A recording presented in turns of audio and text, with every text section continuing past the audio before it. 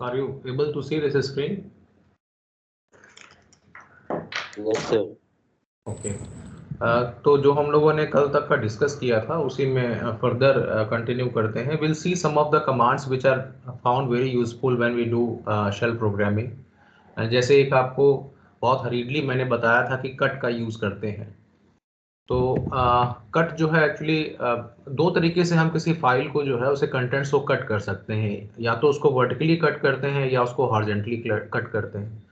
अगर हम horizontal cut करते हैं तो इट मीन्स कि we are retrieving certain number of lines from that file, and when we are cutting it vertically, that means we are cutting it in column wise. And one of the examples that I showed you earlier was the example of a database where we presumed that we are having the data uh, with pipeline symbol being used as a field separator. तो एक मैं example देखता हूँ. Let me check whether that file is existing in this directory और not. If it is then we can directly operate upon that.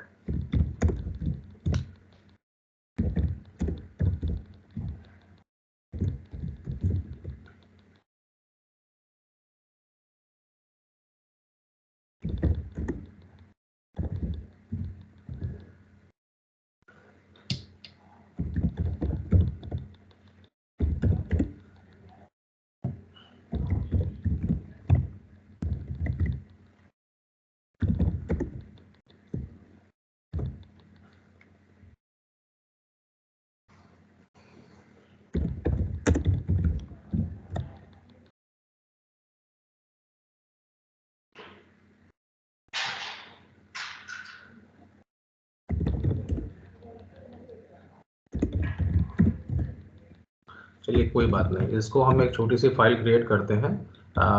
We are overwriting this temp file only. और इसमें late us suppose कि हमारे पास पहली field जो है वो employ ID है, फिर देन पाइपलाइन सिंबल. दूसरी फील्ड जो है एम्प्लॉय का नाम है, जैसे if I am writing this name and then the age of employee and then the designation of employee and then the salary. ठीक है, तो ऐसा कुछ एक सैंपल हम तैयार कर लेते हैं. और जैसे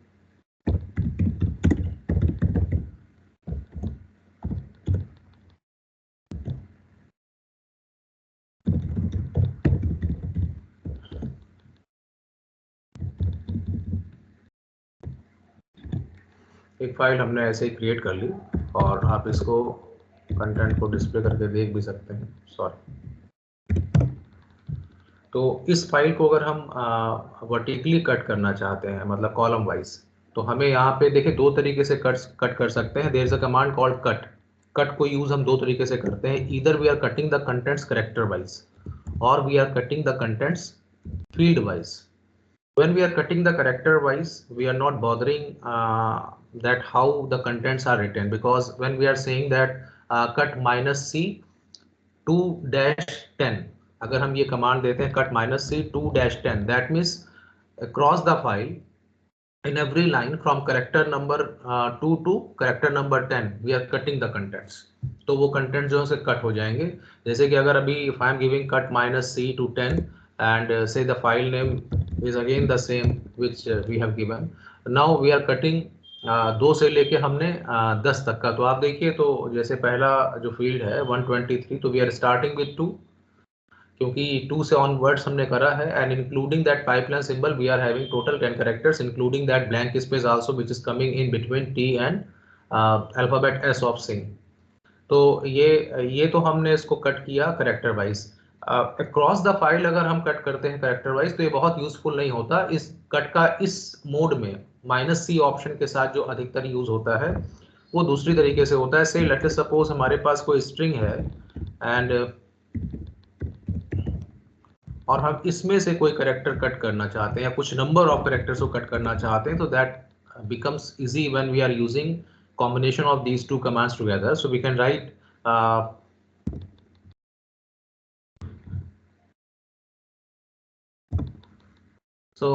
see, we have cut the string that has been supplied. Actually इसको operate होना है upon contents.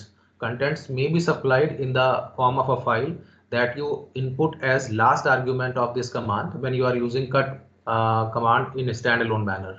Otherwise, it is also possible that this command may receive the input from the previous command.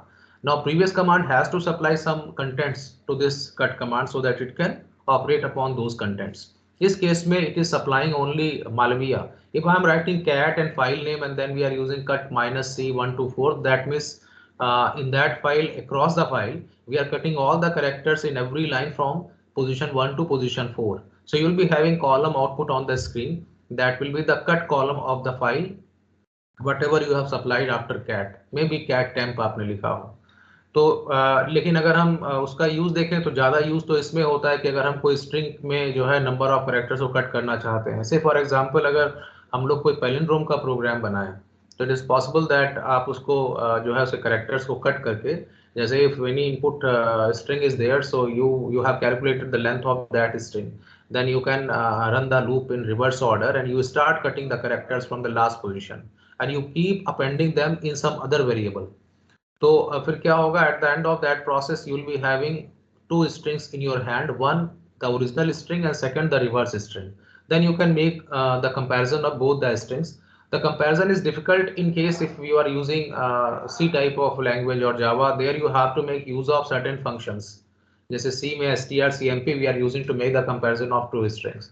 Directly you cannot compare the strings, लेकिन यहाँ पे you can compare because जो इसके operators हैं they are letting you to make the comparison of two strings that you can do.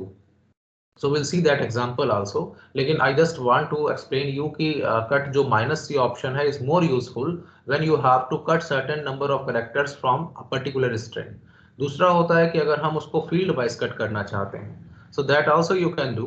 अगर उसको हम field wise cut करना चाहते हैं तो we are using cut command, cut -D. D आप इसलिए देते हैं so that you can specify the character which is forming the basis of field separation. जैसे अगर आप यहाँ पे ऊपर कंटेंट्स को देखें टेम्प को, तो we are using pipeline symbol as a field separator. So we have to tell explicitly to cut command that this character is to be used as a field separator. So we are writing cut -D then this pipeline symbol so that based on that it can refer to the fields. तो उसके बाद then we can start, we can write 1 and we can write 3. So we wish to cut only the field 1 and field 3. Say for example we are interested to display only the user ID and the age. We are interested only in two fields. ठीक है, skipping the name part. So what we have done is cut -D pipeline symbol. So this pipeline symbol is helping the cut command to tell that this file has pipeline symbol to be used as a field separator. Then उसके बाद आप उसके basis पे ये field count होगी. तो अगर आपने 1 और -3 दिया है तो 1 और 3 हो जाएगा. अगर 1-3 दे देंगे, मतलब -3 दे देंगे, तो उस केस में 1 2 3 तीनों आ जाएगा, मतलब वो रेंज मानेगा. जैसे ऊपर वाले एग्जांपल में we have given 1-4. if I had given 1,4, so it would have cut only alphabet M and the alphabet A, which is the first and the last alphabet out of this MALA word. ठीक है, तो यहाँ पे when we are writing -F1,3, that means we are cutting only the first and third field and we are supplying the file name. तो केवल 2 fields जो है cut हो गई. तो हम कट कमांड को बेसिकली किस लिए यूज कर रहे हैं? We are cutting the file vertically. Horizontally कैसे कट करते हैं उसके लिए we are having 2 other commands. One is head and second is tail. देखिए हेड का बेसिक पर्पस ये होता है कि जब आप हेड कमांड देते हैं तो ये अगर आप कुछ भी ना दें, केवल फाइल नेम दें, तो head is doing what? It is basically displaying the top 10 lines of any file. तो अगर कोई से let us suppose a file is, इसको हम पहले डिस्प्ले करके देख लें. Any file, may be we can take a program which already we are having. Let us suppose f9_palin.sh एक फाइल है. आई बिलीव कि ये प्रोग्राम सफिशिएंट लेंथ का होगा. तो palin.sh, तो आपको ये पूरे कंटेंट दिखाई दे रहे हैं ऑन स्क्रीन. अब इसमें से हम केवल 10, तो अगर आप इसमें कैट में एक और ऑप्शन भी होता है. देखिए इसमें हर कमांड जो होती है उसमें कोई ना कोई एडिशनल ऑप्शंस होते हैं just to make it more useful. तो आप यहाँ पे if you are using -n, that means you wish to display the contents along with line numbers. तो हमने लाइन नंबर्स किया, तो there are 3 blank lines also apparent in this file 17, 18, 19.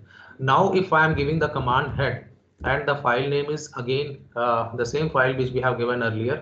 तो इसमें ही मैं इसको कमांड को चेंज कर देता हूँ, making it head. So if it is head and so it is displaying only the top 10 lines. ठीक है, आप देखिए ऊपर तो 10वीं लाइन जो थी वो डन था, तो उसमें टॉप 10 लाइंस जो है डिस्प्ले हो गई हैं। अगर आप नंबर ऑफ लाइंस को वेरी करना चाहते हैं, so that also is possible. जैसे if I wish to display only the first 4 lines, तो आई कैन गिव -4, तो टॉप 4 लाइंस जो हैं they will be displayed on screen. अगर आप इसको फिर से डिस्प्ले करते हैं so that you can make the comparison, तो F9 अंडरस्कोर pylon.sh। ठीक है, तो इसमें 1 से लेकर 4 तक देखिए तो यही सेक्शंस हैं जिसमें शिबैंग लाइन है और चौथा जो है यहाँ पे लेंथ के लिए। तो इज इट ओके कि हम हेड को इस तरीके से यूज कर सकते हैं। तो हेड में आपको क्या करना है, हेड में अगर कोई पैरामीटर्स नहीं देते तो बाय डिफॉल्ट इट टेक्स 10, तो 10 जो है टॉप 10 लाइंस जो है डिस्प्ले हो जाती हैं of the file which you supply this to this command as a argument. ठीक है, जैसे आपने लिखा हेड और देन फाइल नेम, तो उस फाइल की जो है टॉप 10 लाइंस। ऐसे ही अगर बॉटम से हमें अगर डिस्प्ले करानी है तो for that purpose we are having tail command. So when we write tail and say if I am giving the same file name, maybe F9 underscore pylon.sh। ठीक है, तो देखिए लास्ट की जो 10 लाइंस हैं दे आर डिस्प्लेड। लास्ट की 10 lines का मतलब है कि they have to start from line number 10 to 19, तो टोटल 10 हो गई क्योंकि इसमें 3 लाइंस तो ब्लैंक हैं, तो ये डिस्प्ले हो गया। अगर आप इसमें चेंज करना चाहते हैं कि केवल लास्ट की 3 लाइन, तो एक्चुअली कुछ भी नहीं डिस्प्ले होगा क्योंकि लास्ट की तीनों लाइनें जो हैं वो ब्लैंक हैं। But anyway just for practice sake और just for practical purpose I am displaying tail -3। तो यहाँ पे भी जैसे हेड और टेल दोनों क्या करते हैं कि इनके डिफॉल्ट पैरामीटर्स 10 लाइंस के हैं। आप अगर टेल करेंगे तो वो बॉटम से होगा। Name itself is explanatory because tail is always referring to the last area and head is always referring to the top area. तो आप हेड और टेल को, अब इसको हम दूसरी तरीके से क्या नरेट कर सकते हैं कि they are cutting the files horizontally, because जब हम लाइन रिट्रीव करते हैं so we are retrieving the lines. ठीक है, we are retrieving the lines और उसको हम डिस्प्ले कर देते हैं ऑन स्क्रीन। अच्छा, अब इसमें टेल में एक फायदा और है। टेल में आप ये भी कर सकते हैं कि किस लाइन से ऑनवर्ड्स आप जो है लाइन को रिट्रीव करना चाहते हैं। जैसे अगर if I am giving -n + 10, तो इसका मतलब हम 10वीं लाइन से शुरू करके नीचे जाना चाहते हैं, तो आई am giving F9 underscore pylon। देखिए ये फीचर जो है प्रोग्रामिंग में कई जगह बहुत यूज होता है। ठीक है, तो आप देखेंगे 10वीं लाइन से we have displayed all the contents. अब मतलब again it is taking 10 lines. ठीक है, लेकिन कहाँ से शुरू होगा, 10वीं लाइन से। पहले कहाँ से शुरू हो रहा था, बॉटम से शुरू हो रहा था। अभी अगर आप कोई हमसे कहता है कि suppose there is a programming problem and somebody is asking you to count the number of occurrences of college word from line number 4 to line number 7। अब line number 4 to line number 7 आपको select करना है, और suppose line हम कैसे select कर रहे हैं, जैसे कि आपको पहले तो मैं ये दिखा दूं कि इसमें यहाँ पे we are using cat -n F9 underscore pylon.sh। ठीक है, तो ये लाइंस डिस्प्ले हो गई। अब हम लाइन नंबर 5 से लाइन नंबर 10 तक के लिए ही केवल इंटरेस्टेड हैं। तो यहाँ पे we are not having any specific command which can retrieve, और अगर स्पेसिफिक है भी तो हमें सपोज नहीं आती है। तो जो हमें आता है उसको हम लॉजिकली कनेक्ट करके we can try to retrieve, तो हम उसको निकालने की कोशिश करते हैं। तो हमने दिया कैट एंड सपोज वही कमांड थी, हमने उसको डिस्प्ले किया एंड उसके बाद then we are using pipeline symbol. ठीक है, अब अगर क्योंकि हमसे कोई कह रहा है कि आपको 5 से लेके 10 तक करनी है, तो पहले तो हम क्या करेंगे, हमने मान लीजिए हेड कमांड दे दिया, और हेड कमांड में अगर हम कुछ भी नहीं देते तो 10 तक तो आएगा ही। अगर कोई कहता है 9 तक तो आपने -9 कर दिया। ठीक है, और ये किसके ऊपर ऑपरेट होगा, पिछले जो कंटेंट्स आ रहे हैं। तो इससे क्या होगा, 1 से लेकर 9 तक का लाइन जो है वो डिस्प्ले होनी चाहिए अगर हम हेड को यूज कर रहे हैं, because it is operating upon the content of previous command.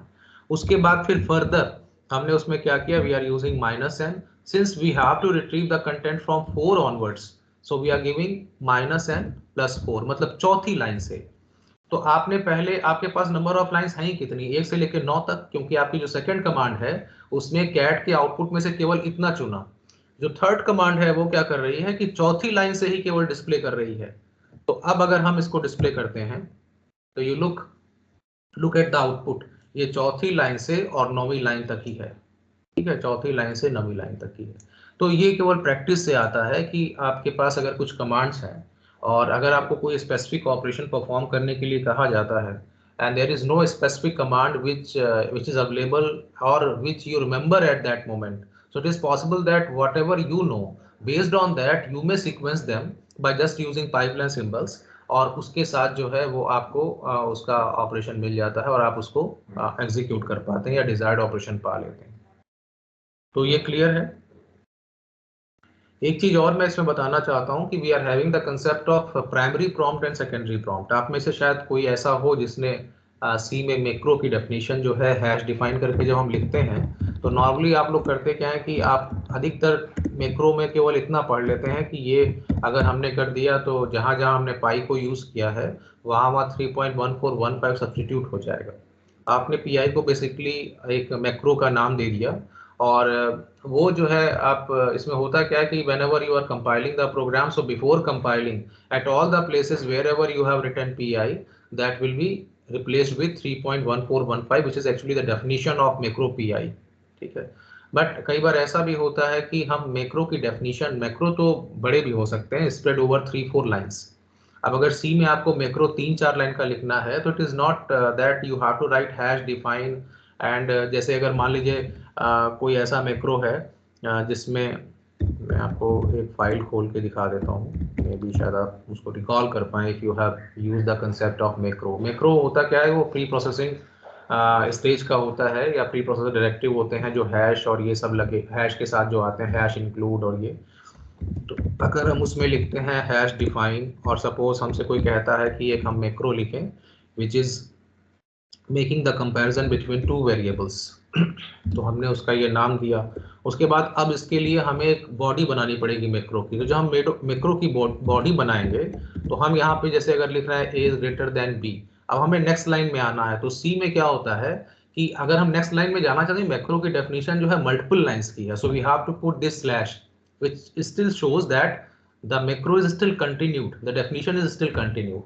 और उसके बाद फिर आप सेकंड उसका जो है हिस्सा लिखते हैं और उसमें लिखते हैं पाइप, आपने करली ब्रैकेट लगाया, फिर आप फर्दर कंटिन्यू करना चाहते हैं तो again you can put slash. तो ये स्लैश हम लगाते हैं, ये this is an indication to the compiler और to the pre processing stage of the compiler कि इसमें जो ये प्रोग्राम है इसकी ये मैक्रो कंटिन्यूड है। इसका एक लॉजिक है बहुत बड़ा कि why we are using this slash, ठीक है, बैक स्लैश।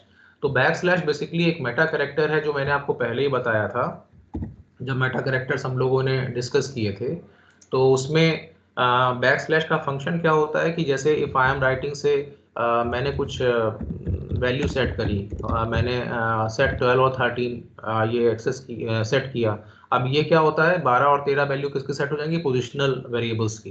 तो अगर हम पोजिशनल वेरिएबल्स में $1 और $2 को डिस्प्ले करें तो आपको 12 और 13 डिस्प्ले हो जाते हैं। एक्चुअली जो हम लोगों ने एक कल तरीका देखा था कि how can we provide input to any program, so that we have discussed two ways, either we can let the program to begin or to start the execution, and upon encounter of read statement it should prompt you to enter the data। जैसे normally हम we write the program in C by writing scanf or in case of C++, ठीक है, या read line in case of Java। तो हम उस programme को run करते हैं और फिर वो प्रॉम्प्ट करता है and you are giving some input. दूसरा तरीका हम लोगों ने देखा था कि कमांड लाइन पे प्रोग्राम के नाम के साथ ही हम वैल्यूज दे सकते हैं, वो जो इनपुट होता है उसका, and that will B accessed inside the file. और ये तरीका इसलिए भी ज़्यादा इम्पॉर्टेंट था कि हमें जो आगे हम लोगों ने जो डिस्कस किया था सिस्टम कॉल प्रोग्रामिंग का, उसमें we have seen that how one program is supplying input to the second program when a parent process is forking a child process and letting that child to overwrite itself with the use of exec command। So we have seen that कि हमने तो parent चलाया था and we have supplied certain inputs for parent as well as for child, but what parent has done कि upon creation of that child it has not only created that child but there also we have seen that there is a mechanism by using execl command which is just used to that you have supplied on command line while starting the parent somehow to the child process। और वहां पे हम लोगों ने command line arguments का use किया था। तो इसीलिए उसको वहां पढ़ा था। दूसरा हमने एक यूज आपको बताया था कि जितना भी ऑपरेटिंग सिस्टम में कमांड्स की डिजाइनिंग है, जैसे कॉपी कमांड है, एक्स कॉपी है, सीपी है, एमवी है लिनक्स में, एक्स कॉपी जो है कमांड है डॉस की। तो अगर इन कमांड्स की जो डिजाइनिंग जिसने भी की है उसने क्या किया, ये command line argument concept use किया, because when we write copy and file name 1 and file name 2, so it's a sort of execution of a program with the name copy, and to which we are supplying two file names as input. The first file name to be treated as source file, so inside the program it must be open in the reading mode, and the second file that is being supplied as input to the program inside that which is open in writing mode. तो हम इसको treat क्या करते हैं, we are telling to the students, or we generally perceive that when we write the command copy, we are supposed to write the source file and the target file, ठीक है. But if you look at the internals of operating system, so somebody might have designed the copy code, ठीक है, and how that code was implemented. So we have seen some of the examples in C programming कि इसको कैसे हम एक command को simulate कर सकते हैं using command line argument.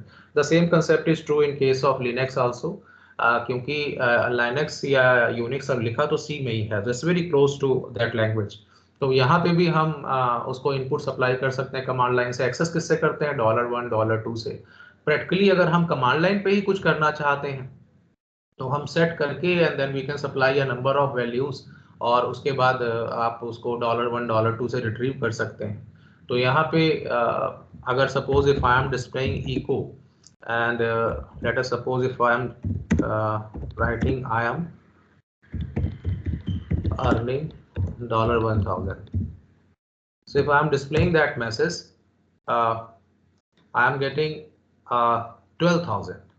Why do I get 12,000? Because जो $1 है ये जो यहाँ पे है ना, ये केवल $1 ही ट्रीट होगा. 000 जो है वो इग्नोर, वो तो as a normal constant character माना जाएगा. तो $1 की वैल्यू यहाँ सब्स्टिट्यूट हो गई 12. तो $1 इसलिए यहाँ $1 जो है इसलिए वेरिएबल बन गया क्योंकि डॉलर जिसके भी आगे लगा होता है तो वो एक मेटा कैरेक्टर है, वो उसको वेरिएबल बना देता है. और ये $1 एक्चुअली बताता किसको है कि एक वेरिएबल है, शेल को. तो मेटा कैरेक्टर्स जो होते हैं they do carry special meaning for shell. अगर हम चाहते हैं कि इसका मीनिंग रिवर्ट कर दें, so we have to put slash, ठीक है. तो इस स्लैश को लगाने से ये होता है कि dollar will become ordinary character. Now see the impact. Now if I am printing I am earning $1,000, so I am getting it printed as I am earning $1,000 because meta character का जो normal meaning है can be changed with the use of slash. So that makes the character ordinary character rather than a meta character. तो अब इसका जो implementation है सी में, वो मैंने आपको मैक्रो की फॉर्म में बताया क्योंकि वहां पे मैक्रो की definition suppose to be written in a single line.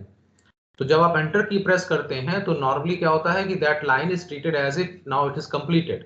लेकिन अगर आप स्लैश लगा देते हैं तो इसका मतलब ये होता है कि डेफिनेशन इज स्टिल कंटिन्यू. तो वो स्लैश कर क्या रहा है, वो एंटर की को जो है उसके कंटिन्यूएशन को शो कर रहा है. इसका एक और अच्छा एग्जांपल यहाँ पे आपको दिखा देता हूँ कि ये जो पहले वाला कमांड सीक्वेंस है where we are typing a very long command sequence, जैसे कई हमने कमांड्स को यहाँ पे लिखा हुआ. Now if say there is no limit that how many commands you can combine. You keep writing them in the sequence and it may be possible that you may be reaching at the end of the width of that monitor. तो फिर ये question rise होता है कि अगर मेरी command का sequence इतना लंबा है कि वो हम हॉरिजॉन्टली उसको टाइप ही नहीं कर पा रहे हैं, तो how can we proceed to the next line. क्योंकि आप जैसे ही अगर आपने आधा टाइप किया और एंटर प्रेस कर दिया तो उतना ही रन हो जाएगा. जैसे मैंने इतना टाइप किया, अब मैं इसमें स्लैश लगा के I can move to the second line.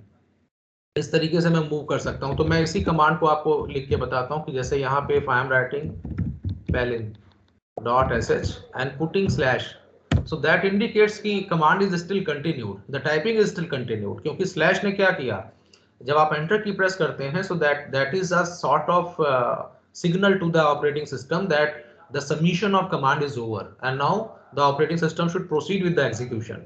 लेकिन अगर हम स्लैश लगा देते हैं जो बैक स्लैश है तो ये इंडिकेट करता है कि जो एंटर की है वो एंटर की नहीं हो गई, अब it has become a new line की. तो वो नई लाइन पे आपको मूव कर देगा. This prompt which is coming as greater than sign that is called secondary prompt. So I can continue with the typing. So see the above command, now I am continued with the same command typing जो मैंने पहले type कर रखा है. फिर से किया, next line पे चले गए. Now I M completing the last sequence of this command -n plus 4. Now I am pressing enter. I have got the executed outcome of this command. ठीक है, तो आप एक से ज्यादा लाइन पे भी किसी कमांड को स्प्रेड कर सकते हैं, और उसका हमने यूज यहाँ पे कैसे किया? We have used slash, and that slash is doing what? It is normally reverting the usual meaning of enter key for the shell. And what was the usual meaning of enter key? That the submission of command is over. Now shell should go ahead with the execution of that command. लेकिन अभी यहाँ पे जो आपने slash लगा दिया, तो इसका मतलब एंटर की आपकी नहीं हो गई, अब आपकी न्यू लाइन की हो गई, आप नई लाइन पे चले गए। और लास्टली जब आपका सीक्वेंस कंप्लीट हो गया, तो you are not writing slash, now you are pressing enter. तो शुरू से लेके मतलब ओरिजिनल जो प्राइमरी कमांड प्रॉम्प्ट है वहां से लेके और लास्ट कैरेक्टर तक आपने जितना भी टाइप किया, दैट विल बी एग्जीक्यूटेड। ठीक है, तो यहाँ पे we are having the concept of primary and secondary prompt. The normal prompt where we are executing all the commands which I have just selected and highlighted, that is the primary prompt, and this is a secondary prompt. This greater than sign is a secondary prompt, and by and large this notation is default in all the cases of different versions of Unix and Linux. हर जगह यही होता है कि greater than जो होता है is secondary prompt, but of course we are having certain environment variables. With the help of that we can even change the look of prompt on the screen. So that also on some other day we'll discuss कि कैसे हम environment variable की सहायता से इनके जो normal appearance है किसी prompt का, that we can change. So is it clear? तो हम लोगों ने अभी discuss किया the use of cut command and the use of head and tail. So head and tail, you have seen that horizontally they are cutting the lines. Cutting means you are retrieving the lines horizontally, और cut command का आपने vertically. लेकिन इसका बहुत ज्यादा use कहाँ पे है? जब आप स्ट्रिंग हैंडलिंग करते हैं तो उसमें इसका बहुत ज्यादा यूज होता है। तो अब एक मैं बहुत पावरफुल यूटिलिटी आपको बताता हूँ। कल हम लोगों ने ये देखा था कि अगर हम EXPR को यूज करते हैं या अगर हम प्रोसेसिंग के लिए डबल ब्रेसेस को यूज करते हैं, तो उस केस में the default support of operation is always integer. जैसे if I am writing the same sequence I have written and preserving the value like k is equal to, ठीक है, या इसी के पहले equal लगा देता हूँ so that I can get the output on screen. Sorry, इसके आउटपुट को फिर echo में अलग से पाइपिंग करके देखना पड़ेगा क्योंकि ये कमांड है ना। हम इसको ऐसा करते हैं k is equal to ही लिखते हैं and 12 divide by 3.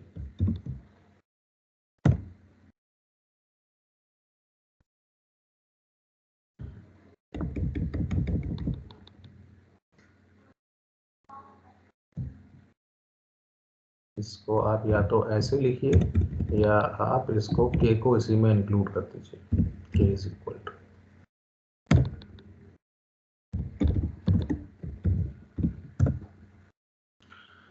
तो केवल इंटीजर सपोर्ट है, और अगर हम रियल कैलकुलेशंस करना चाहते हैं तो उसके लिए we are having a command called BC। वो एक्चुअली कैलकुलेटर की तरह होता है BC। तो इसमें आप कुछ चीज़ें देख सकते हैं, जैसे if we are writing echo and then there is a parameter called scale. जब आप स्केल लिखते हैं, अभी इसको मैं एक्सप्लेन कर देता हूँ।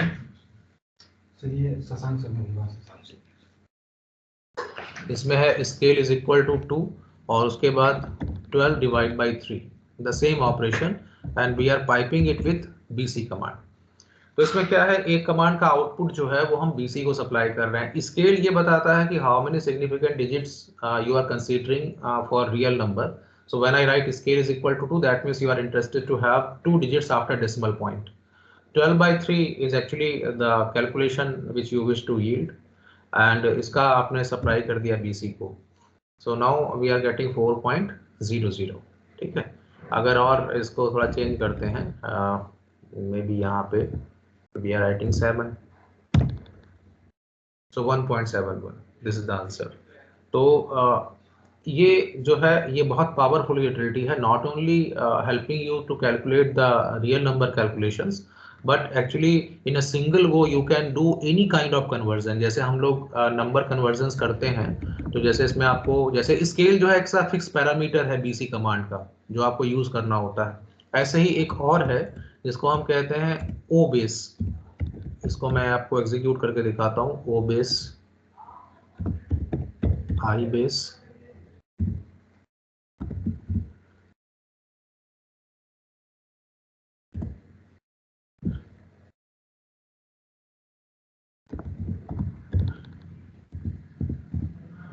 क्या हम कैलकुलेशन कर रहे हैं, हमने दिया क्या है, ओ बेस इज आउटपुट बेस। ये एक्चुअली बेस कन्वर्जन का एक बीसी जो है उसके लिए भी एक बहुत पावरफुल टूल है। तो अगर हम ये चाहते हैं कि कोई हमारे पास डेसिमल नंबर सिस्टम है और उसको हम बाइनरी में कन्वर्ट करना चाहते हैं, तो उसका आउटपुट बेस क्या होना चाहिए, 2, और इनपुट बेस, क्योंकि डेसिमल नंबर सिस्टम है तो इनपुट बेस 10 हो गया। तो आपने आउटपुट बेस 2 लिख दिया, आई बेस इज इक्वल टू 10 लिख दिया, और यहाँ पे 1024 is that number which you are giving in decimal and you wish to convert the equivalent binary of that number. उसके बाद आपने that you have supplied to BC. Now you can see the output. यहाँ पे आपको उसका conversion मिल गया। ठीक है, आपको एक छोटा नंबर ले देते हैं so that you can verify it easily. जैसे मैं यहाँ पे if I am giving only 10, so you can write, you can see 1010 1 2 4 8, so you are having 10 only. So not only this one, it can calculate any number in some other way also, like not necessarily the defined basis. ठीक है, जैसे यहाँ पे ये 3 के लिए आ गया, input base आपका 10 है, तो आपको थंब रूल तो वही रहता है जो ऊपर था, 2 रेज टू 0 2 रेज टू 1, यहाँ पे 3 रेज टू 0 3 रेज टू 1, ठीक है, 3 रेज टू 2, इस तरीके से करेंगे। तो आप देखते हैं 3 रेज टू 0 तो 1 होता है, तो पहला 1 से मल्टीप्लाई हुआ तो 1 ही रहा। सेकंड जो 3 रेज टू 1 0 से मल्टीप्लाई हुआ 0 हुआ, फिर 3 रेज टू 2 मतलब 9 जो 1 से मल्टीप्लाई हुआ 9 हुआ, तो 9 प्लस 1 10, तो 10 आ गया। तो हमारे जो स्टैंडर्ड कन्वेंशंस हैं नंबर सिस्टम के, जैसे बाइनरी है, ऑक्टल है, हेक्साडेसिमल है, ठीक है, उसके अलावा भी अगर आप कोई भी आउटपुट बेस का नंबर चेंज करना चाहते हैं किसी भी इनपुट से किसी भी आउटपुट में, तो that you can do with the help of this. ठीक है, तो अगर suppose if any program, like if I am giving any program, जैसे इविल नंबर का है, तो इविल नंबर वो होते हैं जिसमें नंबर ऑफ वंस जो है बाइनरी इक्विवेलेंट में इवन हो। तो आप क्या करेंगे, कोई आपके पास इंटीजर नंबर है तो इंटीजर नंबर में ही आप उसका स्टोर कर लीजिए उसका conversion binary equivalent, and that too with a single command. वो आपने स्टोर कर लिया, उसके बाद number of ones you can calculate. ठीक है, तो there are numerous ways by which you can calculate the number of ones. ठीक है, वो आप कैलकुलेट कर सकते हैं। तो ये क्लियर है BC कमांड का यूज और कट का use, and will see some of the examples based on these commands. इनका ये प्रैक्टिस से ही एक्चुअली आता है, बहुत सारी कमांड्स हैं, और जब आप कोई प्रोग्रामिंग करते हैं तो you learn more, because then maximum number of commands you are using और ट्राइंग फॉर डिफरेंट ऑपरेशंस। तो ये तो केवल एक्सपीरियंस से आता है कि आप जब जितना ज़्यादा करेंगे उतना ज़्यादा आप सीखेंगे इसको करने के लिए। मे बी कुछ चीज़ के लिए अगर कोई मैं ऑपरेशन मुझे याद नहीं है तो I may be using a longer way, but probably अगर मेरी नॉलेज बड़ी एनरिच्ड है, so I may get a direct command available to me which can help me in doing that operation in just single command. तो वो भी हो सकता है। एक और चीज which is very important is to calculate the length, क्योंकि अभी मैंने कहा कि अगर हम पैलिंड्रोम कैलकुलेट करना चाहते हैं, चेक करना चाहते हैं, तो मान लीजिए कोई वर्ड है मैडम, ठीक है, हमने उसमें एक वो साइन कर दिया, अब इसकी लेंथ हमें पता करनी है। तो दो तरीके से कर सकते हैं। एक तरीका तो ये है कि आपने इसमें लिखा echo and $A and then you are piping it with WC minus C, so you are counting the total number of characters. Sorry,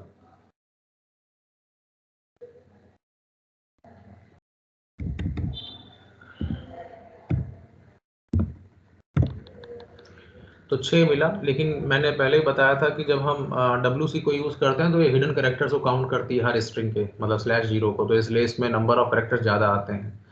तो आप इसको एक रिड्यूस भी कर सकते हैं, क्योंकि आपको ये मालूम है कि हमने इसको यूज़ किया और जो भी हमें लेंथ मिली उसको हमने 1 माइनस कर लिया। तो 1 माइनस करना तो ईजी है, आप जो post increment, post decrement sorry, और प्री डिक्रीमेंट, वो सारे चलते हैं। That simply you have to write in this way कि अगर आपने इसको किसी वेरिएबल एल में यूज़ किया है तो आप एल माइनस माइनस, तो उसको प्रोसेस कर लीजिए, एक रिड्यूस कर लीजिए, या L is equal to L minus 1 is also working.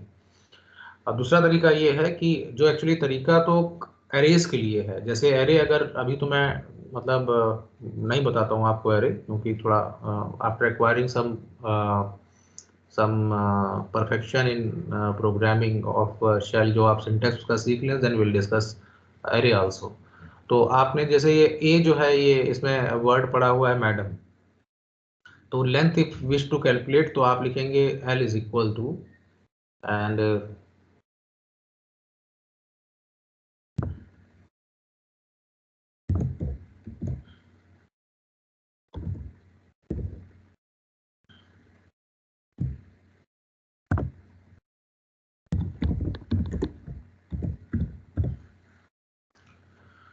तो इसका जो आउटपुट है वो 5 आ गया। हाँ, एक्चुअली ये जो बेसिक जो ऑपरेशन है डॉलर वाला जो मैंने यूज़ किया है ये एरे के लिए है, लेकिन आप यहाँ पे क्योंकि एरे तो मैं पढ़ा भी नहीं रहा हूँ, और एरे अगर अगर एक खाली स्ट्रिंग है तो उसको हम क्या कर सकते हैं, that is also that is also an array.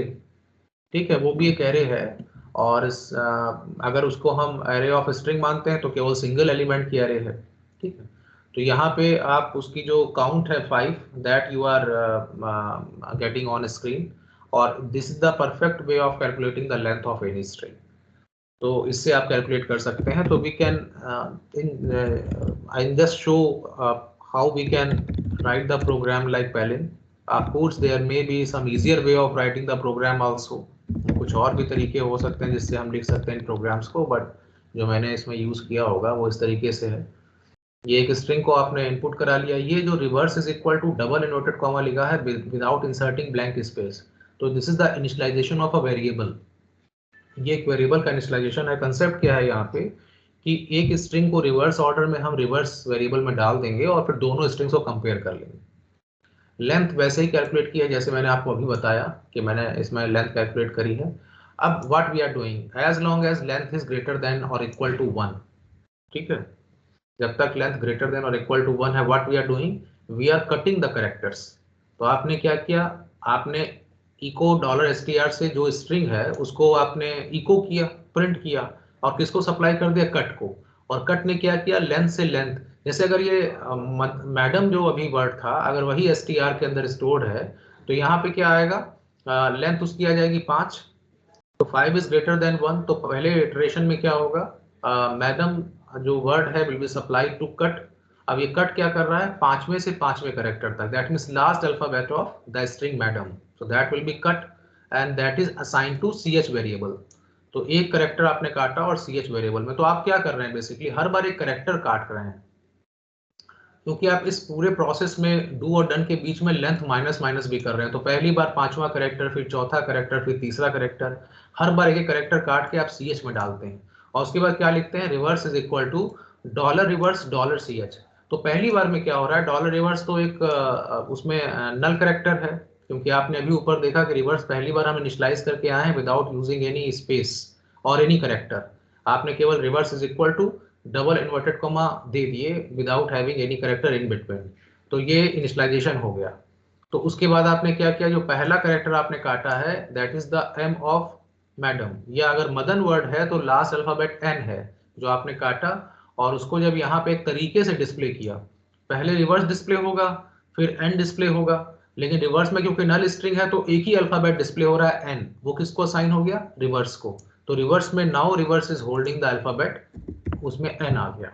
उसके बाद लेंथ को रिड्यूस करके आपने 4 कर लिया, फिर ऊपर गए, ठीक है, 4 ग्रेटर देन 1, फिर से मदन जो है कट को सप्लाई हुआ, अब फिर से 4 से चौथे से चौथा कैरेक्टर, तो 4 से स्टार्ट करके मतलब केवल 4 से 4, मतलब आपने रेंज दे दी कि इस इतना ही काटना है, तो एक ही कैरेक्टर कटेगा जो चौथी पोजीशन पे है। And what is that, A of Madan, ठीक है, लास्ट बट वन कैरेक्टर जो ए है वो कट हुआ। अब आपने जब दोबारा से यहाँ reverse is equal to reverse लिखा, डॉलर रिवर्स, तो पहला डॉलर रिवर्स क्या है n, और दूसरा डॉलर ch में क्या है a, तो अब यहाँ पे n a आ गया। लेंथ को फिर से रिड्यूस कर लिया, दिस हैज बिकम 3, फिर ऊपर गया 3 इज ग्रेटर देन और equal to 1, it's true. Madam फिर से सप्लाई हुआ, आपके से थर्ड कैरेक्टर 3 से 3 तक का, तो केवल एक ही कैरेक्टर कट हुआ और वो है डी ऑफ मदन। तो वो डी अल्फाबेट जो है फिर यहाँ पे हो गया, क्योंकि आपने पिछली बार रिवर्स में असाइन क्या कर दिया, NA, तो पहला जो डॉलर RV है उसने तो NA डिस्प्ले किया, और डॉलर CH में क्या है, अल्फाबेट D, तो NAD आ गया।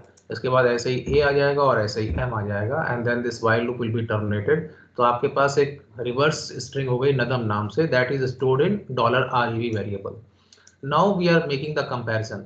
एक चीज आपको मैं बता दूं यहाँ पे कि 3 तरीके के हम लोग ऑपरेटर्स नॉर्मल लैंग्वेजेस में पढ़ते हैं।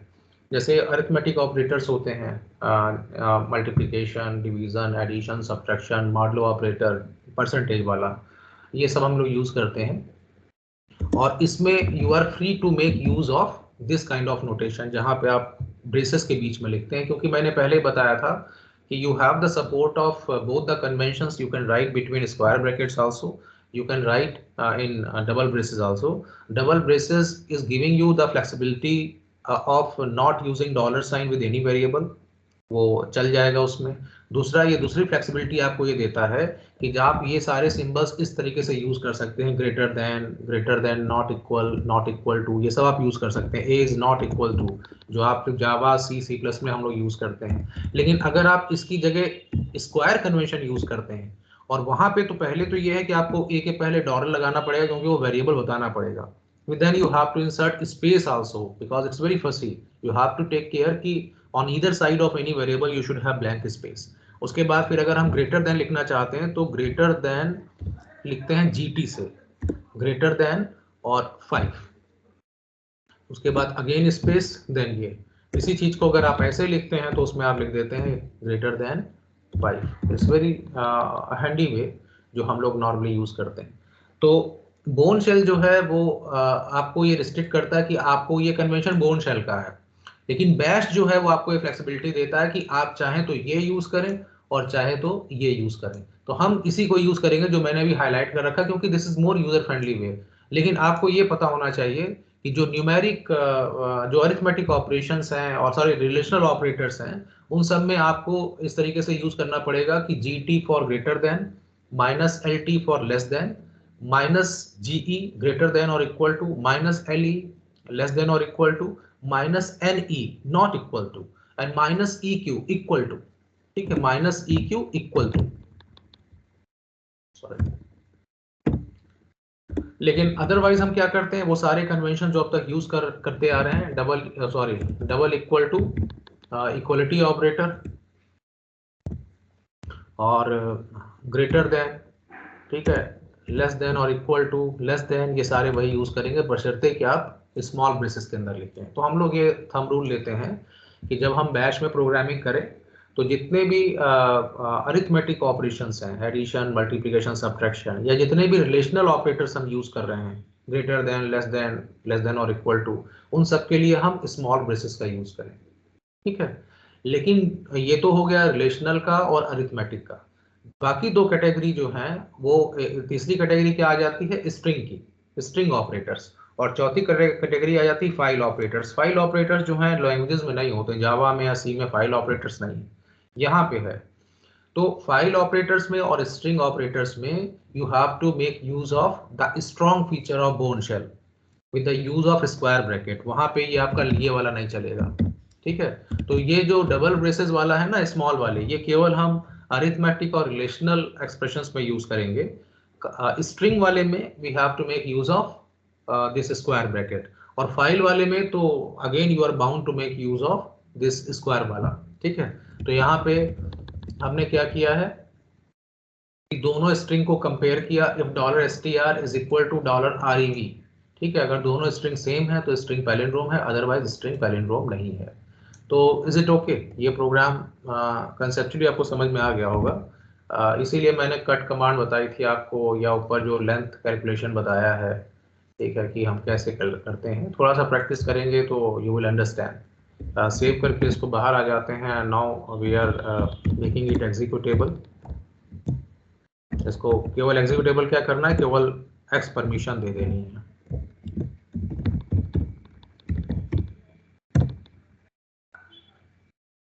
Then now we can run this program.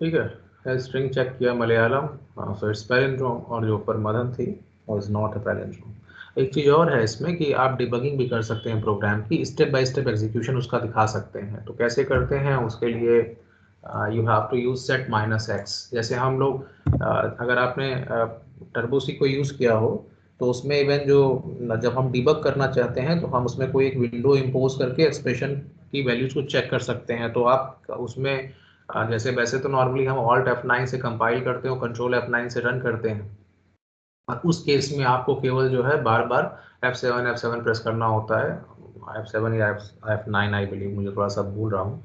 तो उसमें आपको स्टेप बाय स्टेप एग्जीक्यूशन होता है और हर एक लाइन का जो एग्जीक्यूशन है वो आपके एडिटर में जो नीचे विंडो आपने ओपन कर रखी है उसमें जो जो वेरिएबल्स ऐड किए उनकी वैल्यूज पे भी उसका इम्पैक्ट क्या आ रहा है वो भी दिखाई देता है।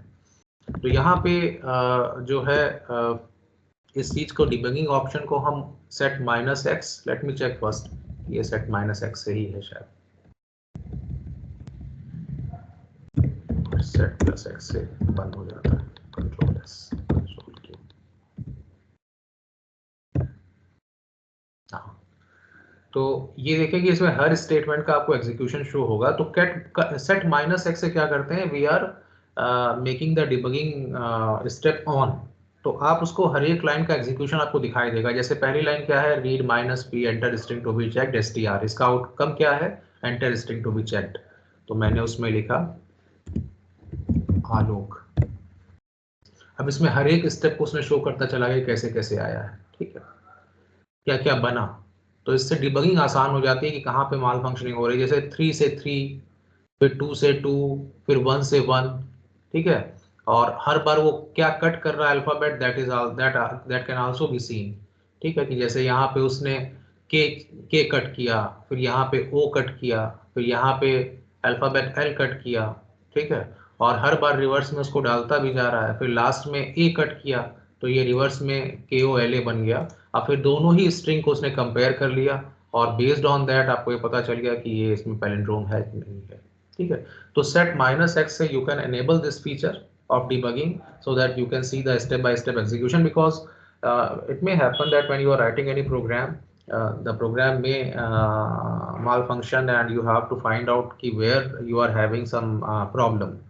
So that can be traced out easily when we are enabling the step-by-step execution of any program, and that is enabled with the use of set minus x. It can be disabled with the use of set plus x. So that's why at the end of the file I have written set plus x so that this feature can be disabled. तो वो हमने disable कर दिया। तो is it okay?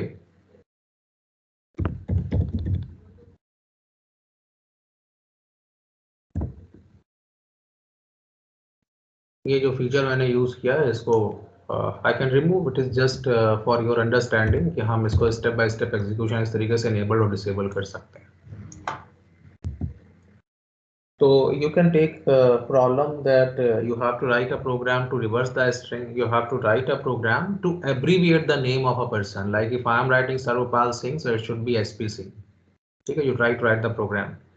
और दूसरा इसके अलावा आप जरा इसको भी एग्जीक्यूट करने की कोशिश करिएगा बनाने की, कि अगर हम change the case of, although I have not taught but TR command is there, तो आप उसका भी एक प्रोग्राम लिखने की कोशिश करिएगा कि upper case to lower case and lower case to upper case, ठीक है। These are the programs which very frequently we write in C++ और जावा, ठीक है, जब उसको लर्न करते हैं।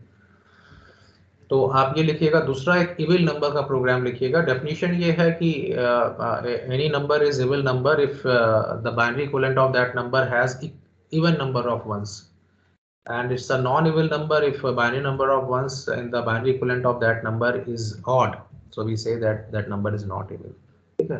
तो ये दो प्रोग्राम बनाइएगा। और तीसरा एक उसका बनाइएगा मैजिक नंबर का, ठीक है। डेफिनेशन आप देख लीजिएगा कि उसकी डेफिनेशन क्या है गूगल पे। So based on that you try to write the program from your side, and if any problem is occurring, so please let me know so that we can discuss it in the class. So I'm ending my session here only. So thank you. Tomorrow I'll not take the class because I'm having some other assignment. But the day after tomorrow I may take, and I'll let you know through WhatsApp group. Okay, is it okay? Okay, sir. Thank you, sir. Thank you.